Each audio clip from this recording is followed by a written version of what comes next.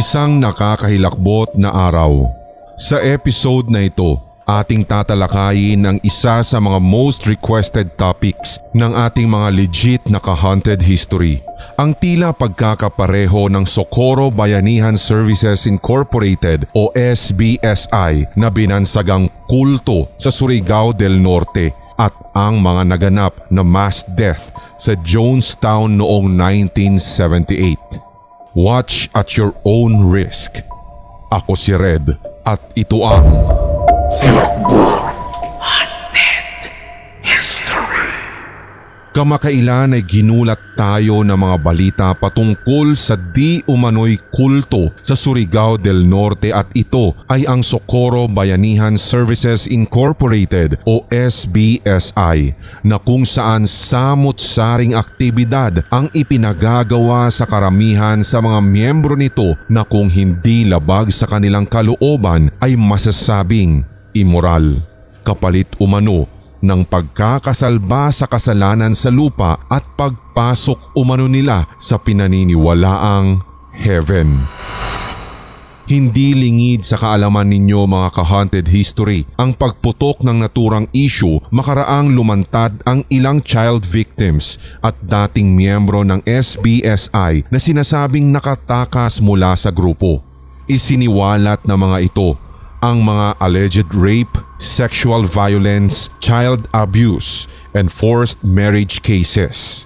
Ang lahat ng ito'y kanilang isinisisi kay J. Renz Kilario o mas kilala bilang Senyor Aguila na siya rin umanong tumatayong leader ng grupo at nagpakilala pa umanong tigapagligtas o savior ng kanilang bawat miyembro. Sa isinagawang Joint Senate Committee inquiry kamakailan, pinuna ng isang senador ang ikangay cult-like activities ng SBSI at hayagang sinabing, ang kulto ang paraan nila para magawa ang pang-aabuso sa mga bata at ang paglabag ng batas ng Pilipinas na hindi mamatyagan o mahuhuli. Ayon sa prinesentang impormasyon sa naturang pagdinig, lumabas na 2019 nang magsimulang mag-recruit si Senyor Aguila ng mga magiging miyembro ng tinaguriang kulto upang mamuhay sa isang bahagi ng kabundukan ng Surigao del Norte. Subalit mariing pinabulaanan ni Senyor Aguila kabilang ang SBSI Vice President na si Mamerto Galanida at leader na sina Janeth Ahok at Karen Sanico Jr. ang mga ibinatong akusasyon ng pang-aabuso at nagawa pa nga nilang ipagtanggol kung bakit nagkaroon ng mga child marriages sa naturang grupo. Dahil sa pagkakatuklas nito, maraming netizens ang kinilabutan gayong ang mga aktibidad daw ng SBSI ay tila kahalintulad sa kung paano nagsimula ang kinatakutang Jonestown Massacre noong 1978.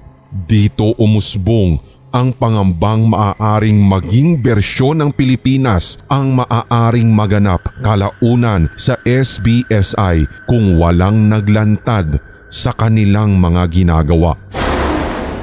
November 18, 1978, naitala ang nakakapanginig tuhod na 900 na katao ang nasawi kabilang ang sangkatlong bilang ng mga paslit sa Jonestown makaraan ang kung tawagin ng mga otoridad ay Jonestown Massacre. Ang mass suicide murder ng kultong pinamunuan ng isang Jim Jones na naganap sa Jonestown Settlement na matatagpuan sa Guyana, ang ikatlong maliit na bansa na matatagpuan sa mainland South America. Sa tala ng otoridad, 33 sa mga miyembro nito ang nakaligtas at pinaniniwalaang wala sa mismong settlement nang maganap ang karumal-dumal na pangyayari. Ayon sa saliksik ng Team Haunted History, 1950s nang itatag ni Jones ang kung tawagi People's Temple sa Indiana hanggang sa ilipat ang kongregasyon sa California noong 1960s. Dekada 70 nang umani ng mga negatibong feedback ang grupo na siyang nagbunsod upang tuluyang hikayatin ng tila makapangyarihan at very manipulative na preacher ang kanyang halos 1,000 tigasunod upang bumuo ng tinatawag niyang utopian community sa magubat na bahagi ng Guyana. November 18, 1978 nang magtungo sa Jonestown ang isang US representative o congressman na si Leo Ryan upang direktang imbestigahan ang mga natatanggap na reklamo kaugnay sa pang-aabusong nagaganap sa loob ng grupo ni Jones. Subalit hindi na natuloy ang pag-usbong ng investigasyon makaraang paslangin ng kongresista kabilang ang 4 na miyembro ng kanyang delegasyon. Sa parehong araw, tulad ng unang nabanggit at sa basbas ni Jones, pinainom niya ang kanyang mga tigasunod ng punch na may lason habang may mga naka-standby pang gwardya na armado. Sa karagdagang impormasyon, may na-recover ang mga investigador na kung tawagin nila'y death tape na kung saan matitrace ang pagkakasunod-sunod na kaganapan bago maganap ang pagpapatiwakal ng halos 900 miyembro. Ilan pang saliksik ang isinagawa upang matunto ng ilang recording ng propaganda ng kulto, kabilang ang mga recorded conversations at sermons na siyang mas nakapanghilakbot pa sa mga investigador kaugnay sa mga tunay na naganap sa loob ng People's Temple. Sino nga ba si Jim Jones? Paano nagsimula ang kultong ito? Ano pa ang ibang natuklasan ng mga investigador? Si Jim Jones, ipinanganak noong May 13, 1931 sa Indiana. Sa kanyang 20s, nagsimula siyang magtrabaho bilang self-ordained Christian minister sa mga maliliit na simbahan o kapilya sa bisinidad ng Indianapolis hanggang sa nagdesisyon umano siyang humanap ng paraan upang makalikom ng sapat na pondo sa kanyang matagal ng planong pagtatag ng sariling simbahan, kung kaya't umabot pa siya sa puntong nagbenta umano si Jones ng mga alagaing unggoy sa bawat kabahayan sa nabanggit na lugar. Hindi lumaon, nabuksan niya ang unang People's Temple Church sa kalagitnaan ng 1950s, subalit tinagurian sa isang artikulo na racially integrated at something unusual kumpara sa iba pang Midwestern churches. Sa timeline, mid-1960s nang inilipat ni Jones ang nooy maliit pa lang na kongregasyon sa hilagang bahagi ng California, habang early 1970s nang tuluyan niyang i-relocate ang punong tanggapan ng kanyang organisasyon sa San Francisco, at kasabay nga nito ang pagbukas ng isa pang People's Temple na matatagpuan naman sa Los Angeles. Sa saliksik ng Team Haunted History, itinuturing na powerful figure si Jim Jones sa San Francisco sapagkat naging endorser siya ng mga political figures ng panahong iyon. Ito pa nga ang nagdulot ng pagkakapanalo sa panig ng mga public officials na humingi sa kanya ng pabor kapalit ng pag-e-endorso. Bukod pa rito, sinasabing makailang ulit na nag-donate si Jones ng malalaking halaga ng pera para sa mga charitable causes kapalit ng exposure sa media. Marami sa mga nakakilala kay Jones ang humanga sa ikangay impluensya nito, lalo sa mga kaliwatkanang social at medical programs ng kanyang People's Temple para sa mga indigents. Ibukod pa ang libreng pakain, drug rehabilitation at legal aid services. Mas dumami ang kanyang nahikayat na lumahok sa kanyang kongregasyon dahil sa kanyang umano'y advokasya kaugnay sa social equality at racial justice. Palagi rin umanong laman ng kanyang mga pananalita at sermon sa People's Temple Church ang mga salitang, "I love socialism and I'm willing to die to bring it about. But if I did, I would take 1,000 with me." Dahil dito, nabingwit ang mga nag-aalab na damdamin ng ilan pang kabataan sa panahong iyon upang sumapi sa kanyang church, lalo iyong mga nais gumawa ng pagbabago para sa ikabubuti at nang maging meaningful ang kanilang pamumuhay. Base sa estima ng 1977 issue ng New West Magazine, lumobo sa halos 20,000 katao ang bilang ng kanyang mga naging tigasunod. Subalit kakambal ng paglago sa bilang ay ang tila unti-unting pag-alingasaw ng itinatago nitong baho at paglitaw ng tunay na kulay ng samahan na itinatag ni Jim Jones. Ilan sa mga tumiwalag na miyembro ang umamin direkta sa media na pwersahan umanong iniutos ni Jones na kung tawagin ng kanyang mga followers ay Father, ang pagbebenta umano ng mga ari-arian o properties maging mga bahay nila bago tuluyang maging miyembro ng kongregasyon at ibukod pa nga ang sapilitang pagkuha ni Jones sa kustodiya ng mga anak nito. Kung sakaling may lumabag ay parurusahan umano sa pamamagitan ng pambubugbog. Ibinunyag rin ng mga ito ang mga pekeng cancer healing na ginagawa ni Jones at mariing inihayag na ang lahat ng ito ay staged lamang. Dahil dito, umani ng sangkatutak na negatibong reaksyon ang mga naturang expose ng mga former members ng organisasyon ni Jones hanggang sa tuluyan ng tagurian ito ng media bilang isang kulto. Dahil sa labis na pagkakapahiya, hinikayat niya ang natitira at solidong miyembro ng kanyang tinatawag na church na kainaman ang desisyon na sila ay lumipat na lamang ng tuluyan sa Guyana at dito ipinangako niya sa mga sasali ang pagtatatag ng sariling komunidad na malayo sa mga mapanghusgang mata ng karaniwang mga tao. Taong 1974, base sa mga nailathalang timeline, sa kagustuhan ni Jones na maitatag ang ipinangakong komunidad, sinimula ng maliit na bilang at grupo ng followers ni Jones ang isang agricultural cooperative sa isang bahagi ng kagubatan ng Guyana. Taong 1977 nang tuluyang umanib sa kanya ang mahigit kumulang 1,000 katao na People's Temple members na rin sa pangakong tila paraisong komunidad ng kanilang leader. Sinasabing gwardyado ng mga armadong grupo ang bisinidad ng jungle compound.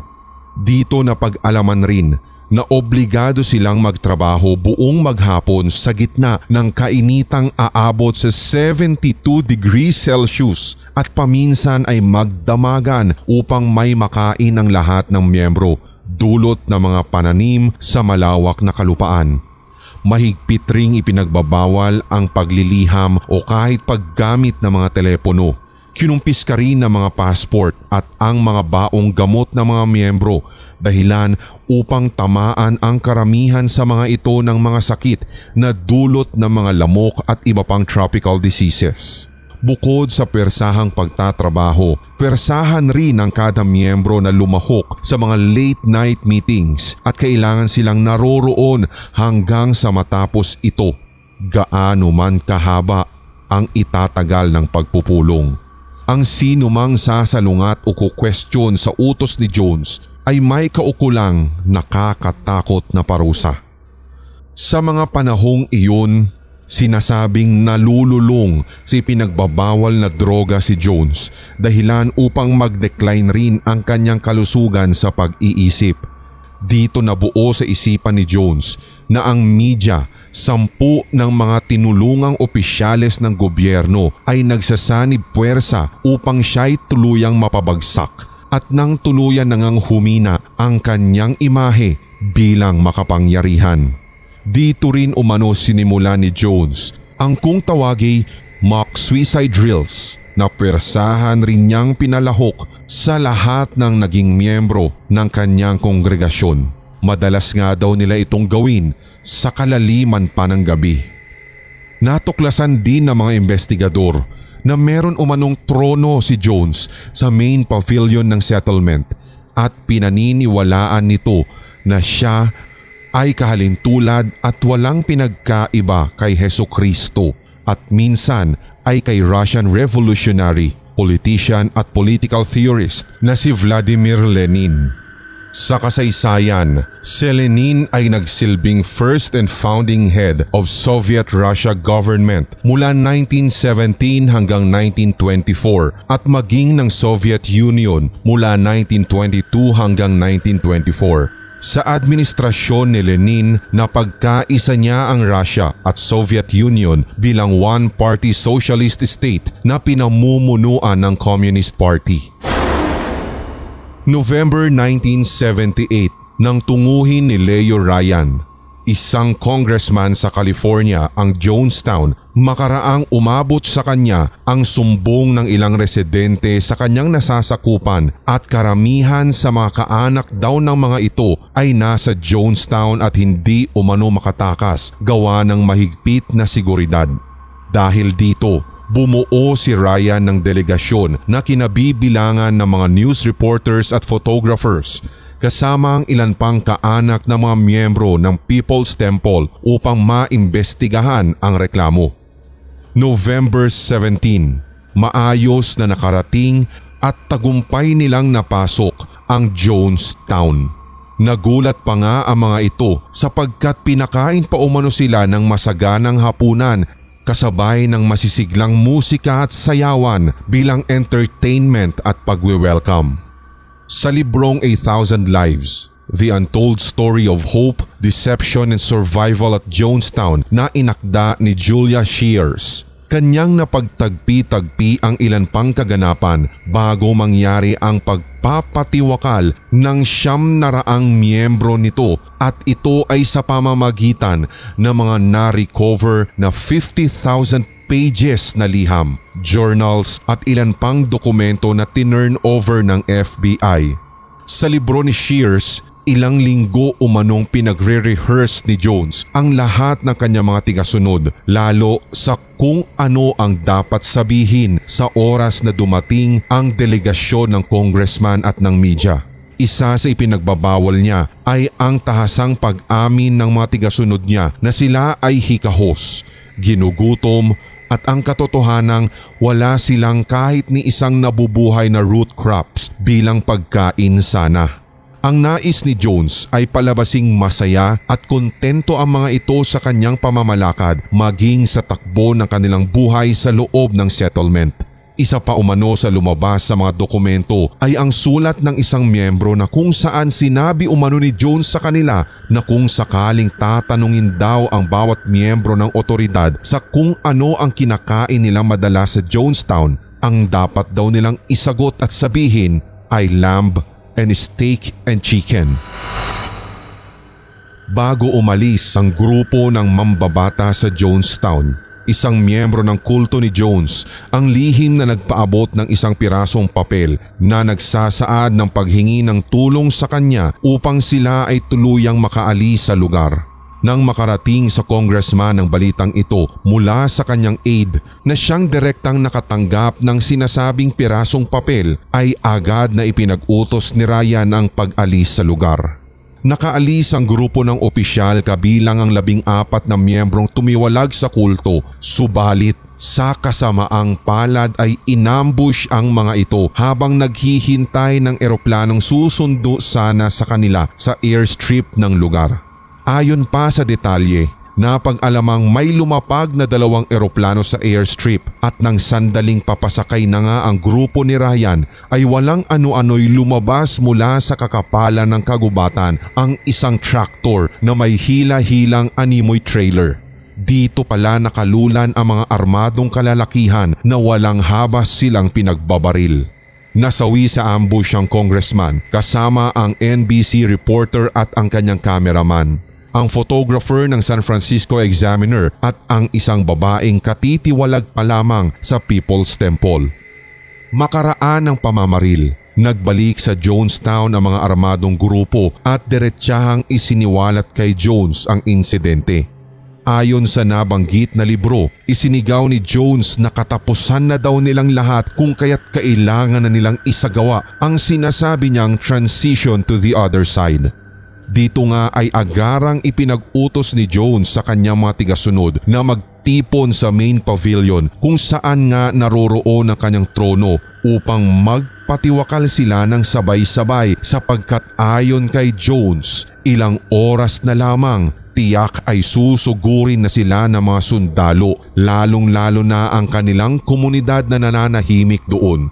Tiyak na katakot-takot na parusa ang ipapataw sa kanila kaya marapat na isagawa na nga nila ang tinatawag nilang Revolutionary Act. Ito ang madalas na nga nilang nire-rehearse sa kalaliman ng gabi. Inunang paslangin ng mga batang miyembro sa pamamagitan ng pagpatak o hindi naman kaya ay pag-spray sa mga lalamunan nito ng nakalalasong mixture ng cyanide, gamot na pampakalma na inihalo pa sa powdered fruit juice gamit ang mga hiringgilya. Sumunod naman otomatiko ang mga adult members na organisado pang nagsipagpilahan sa kabinahaginan isa-isa ng inuming hinaluan ng lason. Ayon sa pagsasalarawan, habang umiinom pa nga ang bawat miyembro ng tinatawag na punch ay binabantayan pa umano sila ng mga armadong gwardya na nakapalibot pa sa main pavilion.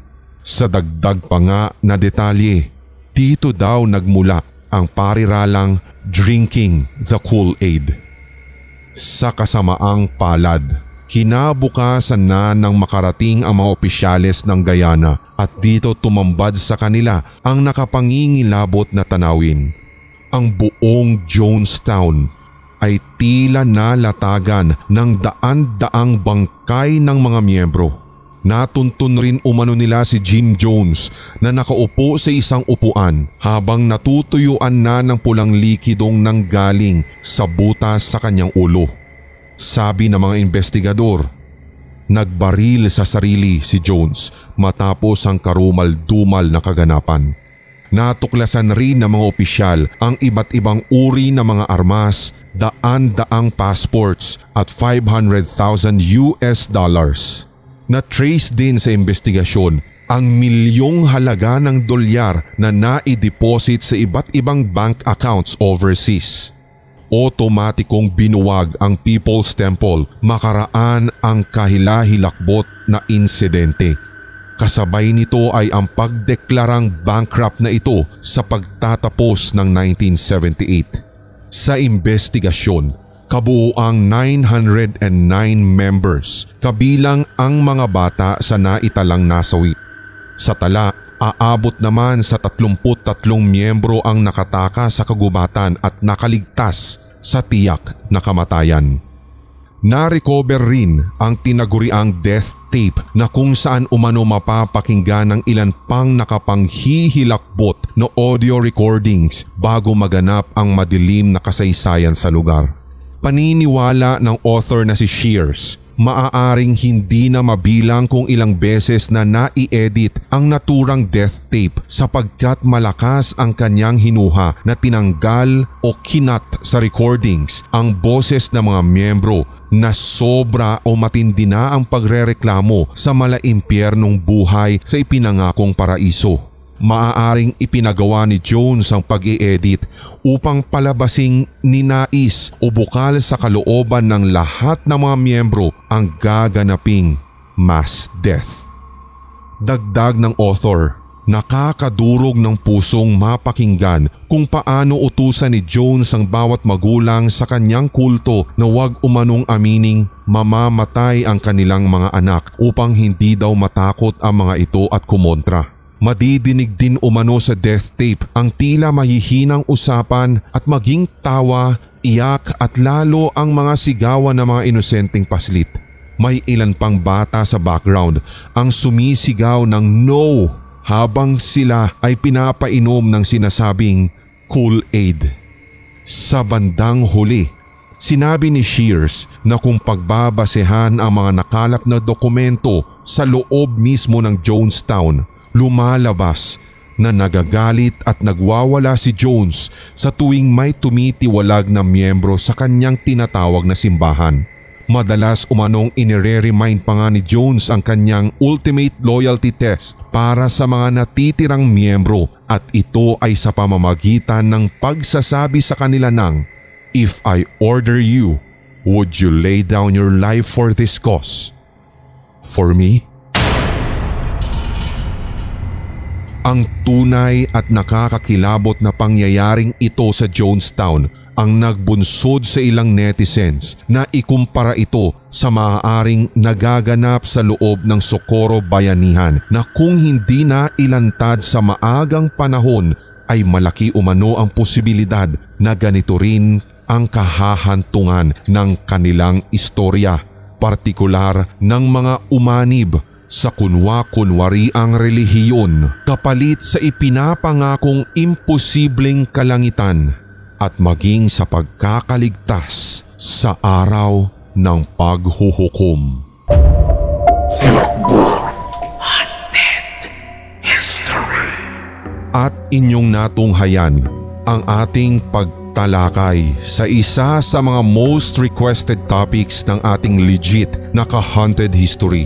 Ang tila pagkakapareho ng Socorro Bayanihan Services Incorporated o SBSI na binansagang kulto sa Surigao del Norte at ang mga naganap na mass death sa Jonestown noong 1978. Matatandaang nito lamang Nobyembre, si Senyor Aguila kasama ang 12 pang miyembro ng SBSI ay tuluyan ng inaresto dahil sa mga iligal na gawain sa loob ng kung tawagin nga'y kulto sa Surigao. Matatandaan rin na hindi gaanong sinang-ayunan ng ilang mga netizens habang ang iba pa nga ay tinawanan ang inilabas pang Christmas Station ID ni Senyor Aguila na pinamagatang Sinag ng Pasko. Kung nagustuhan mo ang ganitong tema at episode, iwanan mo kami ng komento, karagdagan pang detalye na hindi natin naisama sa videong ito o kaya naman ng mga topic suggestions at ang lahat ng ito ay ilapag sa comment section sa ibaba ng video. Syempre, tulungan nyo rin po kaming lumago lalong-lalo na ang lahat ng mga legit na ka-haunted history sa pamamagitan ng pag-share ng ating episode at ng ating channel. Huwag kalimutan na mag-subscribe at lalong-lalo na ang pagpindot sa notification bell para sa susunod pang Hilakbot Haunted History. Ako pong muli si Red, ang boses sa Hilakbot TV Pinoy Horror Stories, Sindak Short Stories, Red Diaries Tagalog Love Stories at ang Pulang Likido Animated Horror Stories. Hanggang sa muli.